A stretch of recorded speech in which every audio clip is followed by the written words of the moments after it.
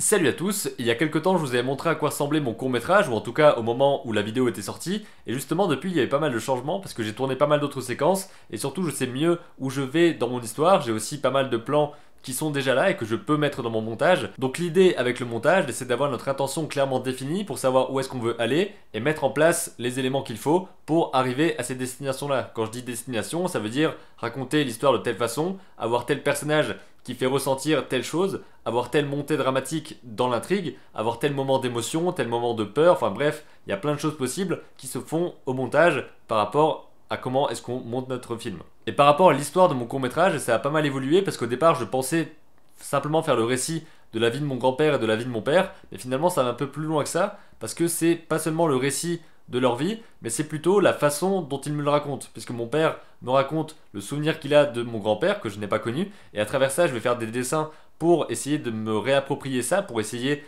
de capturer ça, d'avoir des mouvements de ça, de dessiner, de laisser une trace de ces choses-là. Donc ce qui compte à travers ça, c'est la manière dont mon père me parle de son père à lui, et la façon dont je vois ça. Il y a aussi le fait que je veux parler de la vie de mon grand-père à travers le récit qu'il m'en fait, et que petit à petit, on arrive sur la vie de mon père, sur le rapport au travail qui est présent avec moi, avec mon grand-père et avec lui durant le film, et on arrive à ces moments-là, on arrive aussi à sa passion, enfin à son envie de dessiner qu'il n'assouvit pas, et à la fin, on arrive au fait qu'on dessine ensemble, et j'ai réussi à capter ce moment, donc c'est vraiment une des choses dont je suis assez fier, dont je suis assez content d'avoir vécu ce truc-là, c'est d'avoir dessiné avec mon père. J'ai tourné beaucoup de séquences et énormément de plans depuis décembre, donc j'ai vraiment pas mal de matière, et donc au montage, il a forcément fallu faire un premier tri pour savoir qu'est-ce qu'on mettait à l'intérieur et qu'est-ce qu'on ne laisse pas. Donc au départ, quand j'ai pris absolument tous mes rushs de tout ce que j'avais fait depuis des mois, j'avais environ 7 heures de film. Et ensuite, il a fallu que je découpe plein de choses et que je mette de moins en moins de choses pour arriver aux 18 minutes que j'ai présenté ce matin. Et c'est justement là l'un des gros intérêts d'une école, c'est qu'on a regardé tous ensemble nos courts-métrages, donc on était tout l'atelier cinéma ensemble avec le prof de cinéma, l'intervenant de montage et l'intervenant son. Ça permet vraiment d'avoir un recul par rapport à ce qu'on a fait, parce qu'évidemment quand on fait son montage, on est le nez dedans pendant des heures, des jours, parfois des semaines. Et pour un documentaire, comme c'est mon cas, qui en plus parle de la famille, c'est-à-dire qui traite de personnes qu'on connaît forcément, qui sont très proches, qui sont nos parents, qui sont notre famille quoi, on est forcément beaucoup plus attaché à ces personnes-là, à l'histoire, surtout on connaît bien cette histoire parce que c'est celle qu'on vit, donc on a parfois un peu de mal à différencier ce qui est intéressant pour nous dans ce qu'on a vécu, ce qui est intéressant dans ce qui est filmé, et ce qui peut être intéressant pour quelqu'un qui ne connaît pas. Donc il y a un gros travail de tri pour savoir ce qui est intéressant à montrer, ce qui doit être enlevé, ce qui doit être mis à tel ou tel moment, et c'est justement là-dedans que je suis, parce qu'en montrant ces 18 premières minutes, on s'est rendu compte que c'était beaucoup trop... Enfin, qu'il y avait des séquences qui fonctionnaient bien, comme par exemple la séquence comme par exemple la séquence du dessin qui va clôturer le film, où mon père et moi on se met à dessiner, donc c'est son premier dessin, et on voit des plans comme par exemple des plans où on voit nos deux mains en train de dessiner en même temps, on voit la concentration lorsqu'il est en train de dessiner quelque chose. Donc ça, ce sont des plans qui sont vraiment intéressants. Dans le déroulé du film, je veux dire, dans l'intention, dans l'augmentation de l'émotion, ça a permis de déceler beaucoup de choses, comme par exemple le fait qu'il y ait beaucoup trop de paroles tout au long du film, parce que sur les 18 minutes, il y a bien 16 minutes où c'est parler, parler, parler, on donne plein d'infos d'un coup, alors qu'il faut parfois laisser respirer le film, savoir laisser un moment de silence, savoir montrer le dessin, parce qu'il y a de l'animation aussi dans le film, savoir montrer l'animation sans forcément la voix qui explique par au-dessus, savoir vraiment gérer les moments d'émotion comme ça, parce que l'un des problèmes que j'ai lors de mes montages, ou en tout cas lors de celui-ci, c'est que j'ai tendance à laisser une émotion grimper, c'est-à-dire que mettre le spectateur vraiment en empathie, quoi, lui faire ressentir quelque chose qui est tout l'objectif du film, de faire monter ça, et quand on arrive au point culminant, à stopper net le truc et à casser complètement l'émotion qui avait été construite juste avant. Donc ça c'est un point très important au montage, faire attention comment est-ce que les choses sont mises en tension, les unes avec les autres, qu'est-ce qui est en rupture, tel plan par rapport à tel plan, s'il y a un truc qui casse entre les deux, donc il faut qu'il y ait une raison à ça, il faut qu'il y ait un sens, et surtout il faut que ça raconte quelque chose tout simplement, il faut qu'un plan amène une idée qui va amener ensuite l'émotion tout au long de la narration. Donc les problèmes qui ont été décelés, c'est que l'émotion est cassée à certains moments alors qu'il faut la laisser durer pour que ça ait un impact sur le spectateur. Il y a aussi des plans qui ne servent pas l'histoire, donc si un plan ne sert pas l'histoire, clairement il ne doit pas être là, parce que tous les plans doivent servir le but final du film, donc doivent amener quelque chose dans le cheminement de la narration. Donc s'il ne sert pas, on l'enlève. Et il y a d'autres plans également qui peuvent être intéressants, mais pas forcément au moment où je les ai mis. C'est-à-dire que mis en adéquation ou en écho avec un autre plan, ça peut mieux marcher. Alors que là, ça ne veut pas dire grand-chose. Si je le mets juste après tel autre plan, là, ça peut avoir du sens, et là, ça peut avoir de l'impact. J'ai noté aussi pas mal d'autres éléments intéressants par rapport à certains plans qui fonctionnaient mieux que d'autres, par rapport à des corrections à faire au niveau de la durée de certains plans, parce que c'est important aussi durant le montage d'avoir ce qu'on appelle des durées justes, on va dire. C'est un petit peu... je sais pas, c'est le moment en fait où vous sentez que le plan fonctionne ou ne fonctionne pas, ou c'est justement ça en fait, les temps trop longs, les temps trop courts, le moment où on nous laisse pas le temps de respirer et où on coupe et on passe à autre chose alors qu'on aurait voulu avoir un temps de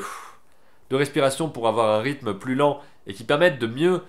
assimiler tout ce qui se passe. Et parfois le plan est trop long, ce qui fait qu'on est capté pendant un certain temps, on arrive à sentir l'émotion qui est là, mais ensuite c'est tellement long que ça s'affaiblit. Donc c'est vraiment le genre de choses auxquelles il faut faire attention pendant qu'on fait un montage, et c'est tout le travail de montage qui va être fait durant un bon mois, parce que la projection se fait début juin, donc là on a un peu plus d'un mois pour faire toutes les finalisations, c'est-à-dire tourner les plans qu'il manque, faire les dessins qu'il manque pour moi, les animations qu'il manque, etc. Donc faire tout ça, faire aussi ce qui s'appelle le mixage son et l'édition du son, quoi, pour permettre d'avoir un son qui est correct déjà au niveau de la qualité du son, mais surtout un son qui va dire quelque chose, parce qu'il faut créer un univers sonore dans notre film. Comme je disais, par exemple, si je prends l'exemple des présences, je vais vous montrer ce plan-là par exemple. J'ai essayé d'apporter du mieux que je pouvais aux gens autour de moi. Et puis moi, je sais qu'à un moment, je pense un peu plus à moi. Dans ce plan, mon père explique quelque chose d'important pour lui, c'est-à-dire le fait qu'ils doivent prendre du temps pour prendre soin de lui finalement, prendre du temps pour penser à lui et faire les choses qu'il aime, ce qui est un point vraiment important dans le film. Et à ce moment-là, on sent déjà dans sa voix à quel point il a de l'émotion quand il dit ça, et surtout, il y a les bruits qu'on entend lorsqu'il met sa main dans sa poche, il la met plusieurs fois dans sa poche et il la retire, et tous ces bruits-là, tous ces bruits de vêtements, c'est ce qu'on appelle les présences, et c'est ce qui permet finalement d'avoir plus de présence tout simplement à l'écran, de mieux faire sentir le personnage, de mieux faire sentir le fait qu'il y ait de la texture dans le son et que ça rapproche finalement le spectateur du personnage. Le son c'est vachement important par rapport à ça, et par exemple si je vous montre ce plan là,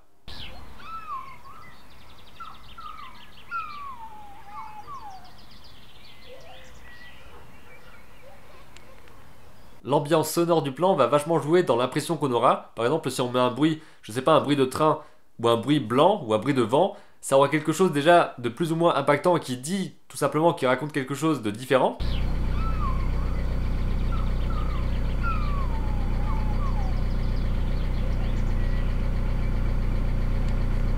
Et pour revenir au principe des présences, si on montre ce plan sans présence, c'est-à-dire sans bruit de vêtements, sans les bruits de pas dans la terre, etc., ça veut dire quelque chose. Et si on montre ce plan avec les bruits de pas, avec les bruits des vêtements, avec les pierres qui raclent les unes contre les autres, on raconte quelque chose de différent, on est plus proche du personnage, et on va mettre une texture, une ambiance, une intention différente à notre plan.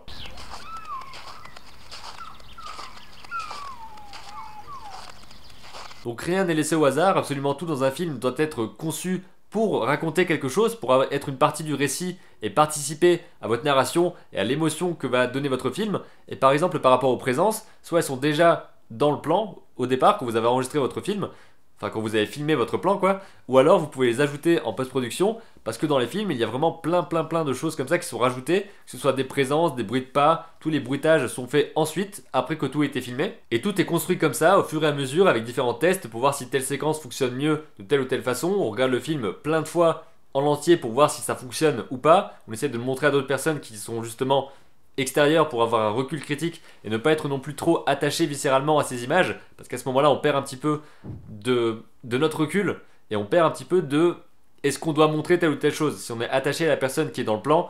on va pas forcément penser la même chose que celui qui n'y est pas attaché, donc c'est important d'avoir quelqu'un qui peut vous donner un avis extérieur là-dessus pour pouvoir faire les plans et le film tout simplement le meilleur possible et le plus compréhensible possible pour tout le monde, parce qu'on doit ressentir quelque chose, c'est vraiment ça le but, c'est pas d'exclure les autres et de simplement faire un film qui va nous plaire à nous et notre famille parce qu'on est dedans quoi. Je suis en train de me demander si cette vidéo va pas être un peu confuse, donc dites-moi dans les commentaires si c'est un petit peu le bordel. En tout cas je voulais vous parler de ça et je vous parlerai aussi d'autres éléments tout au long du processus de montage et de finalisation du film. Peut-être que je ferai aussi un truc au moment de la projection, je ne sais pas trop. Parce qu'il y aurait pas mal de choses intéressantes à traiter par rapport à l'écriture du film, à l'écriture pendant le montage également, à comment est-ce qu'on écrit un personnage, comment est-ce que le personnage est traité à travers le montage, comment est-ce qu'on gère le montage au niveau de la technique, mais je préférerais vous parler plutôt de comment est-ce qu'on crée une histoire, ce serait beaucoup plus intéressant à mon avis. Si vous avez des questions par rapport à ça, par rapport au montage ou par rapport à la création d'un court-métrage, vous pouvez les poser dans les commentaires, peut-être que quelqu'un de plus compétent que moi pourra vous répondre par rapport à ça, certains sont expérimentés dans ce domaine. Moi c'est mon premier, donc peut-être que je pourrais vous donner quelques petits trucs si vous avez des questions